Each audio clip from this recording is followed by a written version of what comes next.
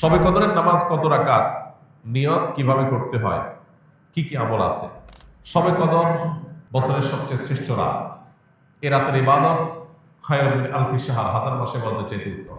এই জন্য এ রাত জেগে আমরা ইবাদত করার চেষ্টা করব। কিন্তু ইবাদতের নির্দিষ্ট কোনো ফরম্যাট, নির্দিষ্ট কোনো পদ্ধতি কোরআন হাদিস শিখায় দেয়নি যে আপনাকে নামাজ পড়তে হবে এত রাকাত, প্রথম রাকাতে অমুক সূরার সাথে তমুক সূরা এতবার পড়তে হবে, দ্বিতীয় রাকাতে অমুক সূরার সাথে অমুক সূরা এতবার পড়তে হবে, এরকম কোনো ধরা বাঁধা নিয়ম বলে দেওয়া হয় নাই।